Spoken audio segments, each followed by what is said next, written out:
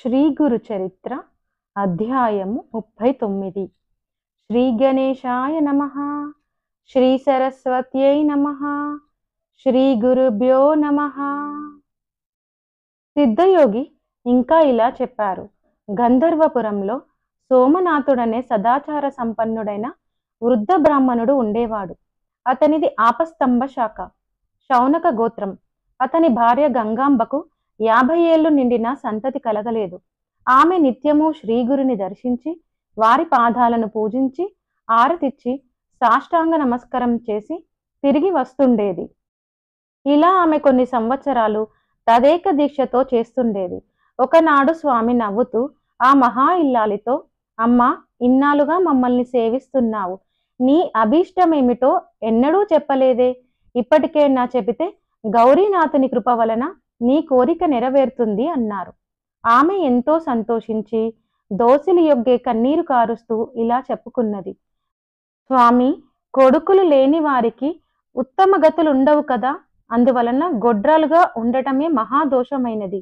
నేను మహాపాపిష్టినైన కారణంగానే నాకు బిడ్డలు కలగలేదని అందరూ నన్ను ఏవగించుకుంటున్నారు. దానికి తోడు మాతృత్వం లేకుంటే స్త్రీల జీవితాలకు సంతృప్తి కలగదు కదా. పితృదేవతలు కూడా తమ కులంలో ఒక మగబిడ్డ జన్మిస్తే తమకు తిలోదకాలు లభిస్తాయని ఎంతో ఆశతో ఎదురు చూస్తుంటారు. బిడ్డలు లేని ఇల్లు ఇల్లే కాదు. అటువంటప్పుడు చంకన బిడ్డనెత్తుకునే అదృష్టానికి నేను నోచుకోలేదు. అలాగే నాకు 60 ఏళ్లు నిండిపోయాయి. మాకు మా పితృదేవతలకు తిలోదకాలిచ్చేవాడు లేకుంటే మాకు పున్నామ నరకం తప్పదాయే. స్వామి, అయిందేదో అయిపోయింది. మరుజన్మలోనైనా నాకు బిడ్డలు కలిగేలా అనుగ్రహించండి చాలు అని ఆయన పాదాలకు నమస్కరించింది. శ్రీ గురుడు నవ్వుతూ, ఓసి పిచ్చి తల్లి, ఏమి కోరిక కోరావమ్మా? ఎప్పుడో రాబోయే జన్మ సంగతి ఇప్పుడెందుకు? అప్పుడు బిడ్డలు కలిగిన వాళ్ళు మేమిచ్చిన వరం వలన కలిగినట్లు నీకెలా తెలుస్తుంది?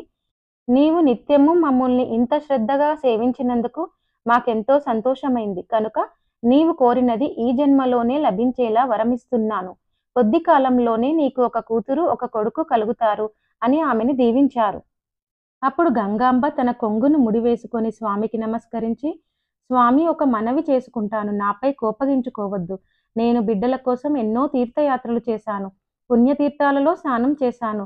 రావి చెట్టుకు ప్రదక్షిణలు చేస్తే బిడ్డలు కలుగుతారని లోకులు చెప్పింది నమ్మి కనిపించిన రావి చెట్టు కల్లా ఇంతవరకు ప్రదక్షిణలు నమస్కారాలు చేసి అలసిపోయాను. అలాగే నా వయస్సంతా చెల్లిపోయింది.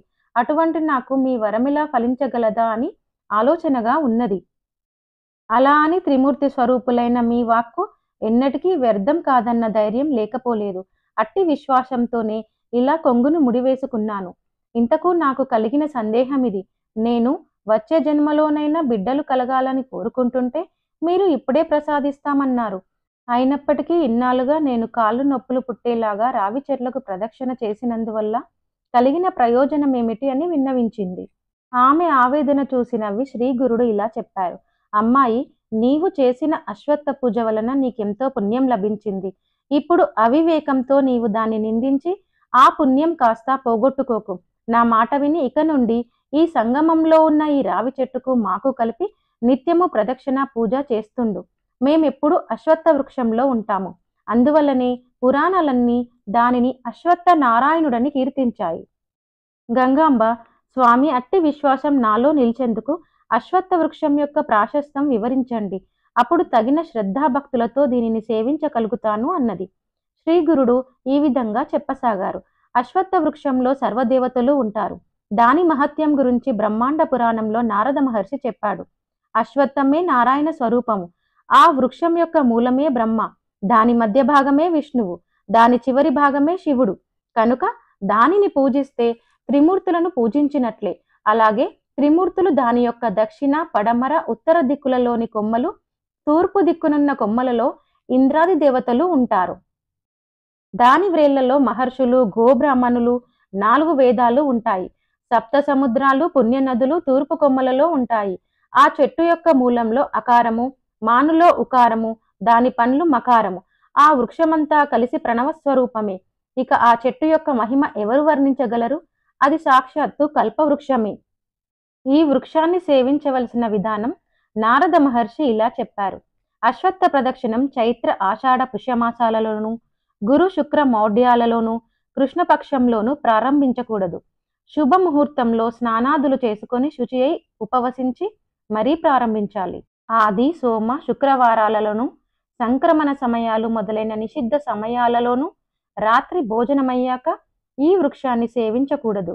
సాధకులు మొదట ఆత్మస్థుతి, పరనింద, జూదము, అసత్యములను విడిచిపెట్టాలి. ప్రవహిస్తున్న నీటిలో గుడ్డలతోనే స్నానం చేసి ఉతికిన గుడ్డలు ధరించి మొదట గణపతిని పూజించి కలశాలలో గంగా యమునలను పూజించాలి. అప్పుడు సంకల్పం చెప్పి అశ్వత్థ వృక్షానికి భక్తితో 7 సార్లు అభిషేకం చేయాలి. అప్పుడు మరలా స్నానం చేసి దేవతామయమైన ఆ వృక్షానికి పురుష సూక్త విధానంగా షోడశోపచార పూజ చేయాలి. అప్పుడు పీతాంబరం ధరించిన నారాయణుని 8 బాహువులు గలవానిగా ధ్యానించాలి. తరువాత విష్ణు సహస్రనామం చదువుతూ కానీ మౌనంగా కానీ ఎంతో నెమ్మదిగా ప్రదక్షిణ చేయాలి. ప్రతి ప్రదక్షిణకి మొదట చివర నమస్కారం చేయాలి. ఇలా 2 లక్షల ప్రదక్షిణలు చేస్తే సర్వ పాపాలు నశించి 4 పురుషార్థాలు సిద్ధిస్తాయి. త్రికరణ శుద్ధిగా దానిపై దృష్టిని నిలిపి బిడ్డలు కలగాలన్న సంకల్పంతో ప్రదక్షిణ చేస్తే తప్పక కలుగుతారు.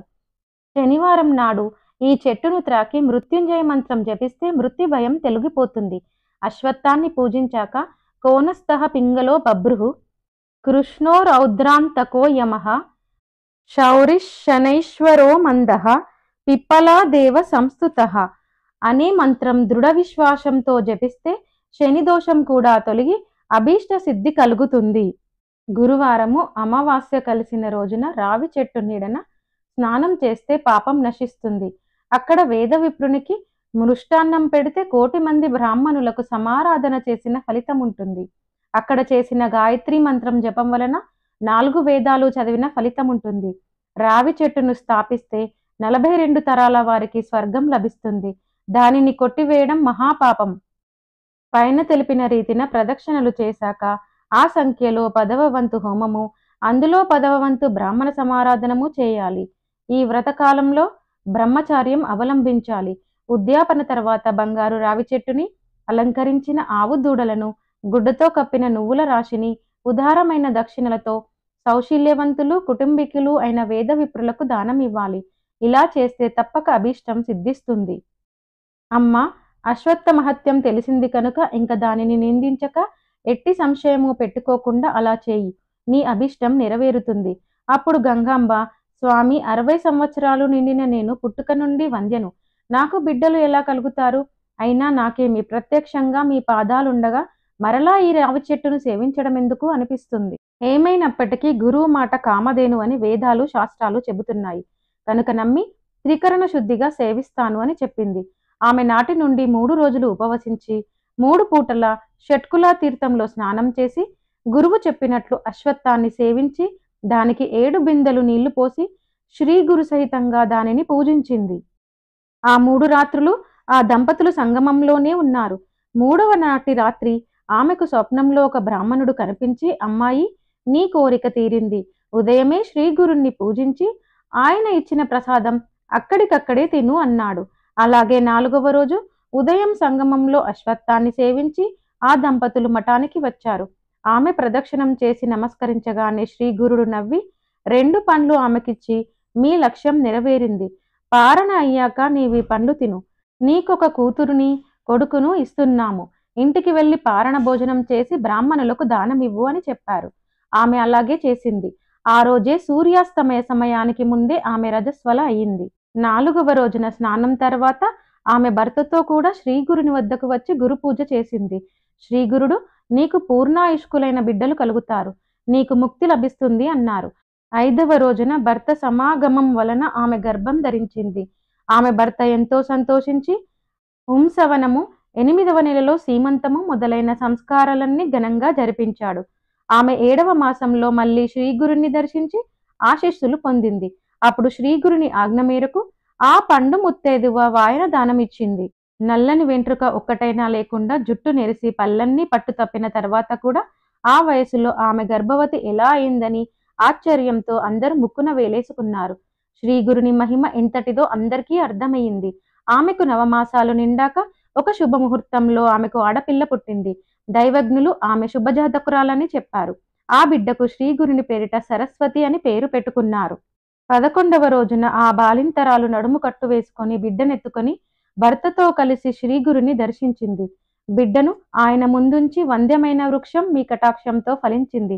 అది సుఫలమైతే బాటసారులు సేవిస్తారు. వ్యర్థ ఫలానికంటే వంద్యాత్వమే మేలు అని శ్రీగురుని పాదాలకు నమస్కరించింది.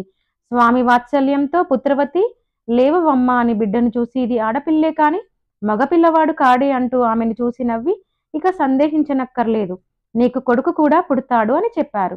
అప్పుడు ఆ పసిబిడ్డను తమ చేతిలోకి తీసుకొని నిమురుతూ ఈ బిడ్డ దీర్ఘాయువు, సౌభాగ్యము, సౌశీల్యంతో ప్రసిద్ధికెక్కుతుంది. ఆమెకు పుత్ర పౌత్రాభివృద్ధి కలుగుతుంది. ఈమె సౌశీల్యం గురించి విని ఈమె దర్శనానికి దక్షిణ దేశం నుండి ఒక రాజు కూడా వస్తాడు. మీకు వేదశాస్త్ర పారంగతుడు, మహా ఐశ్వర్య సంపన్నుడు అల్లుడుగా దొరుకుతాడు. కానీ మీకు ఎలాంటి కొడుకు కావాలి? 100 సంవత్సరాలు జీవించే మూర్ఖుడు కావాలా, లేక 30 సంవత్సరాలు ఆయువు గల విద్వాంసుడు కావాలా అన్నారు.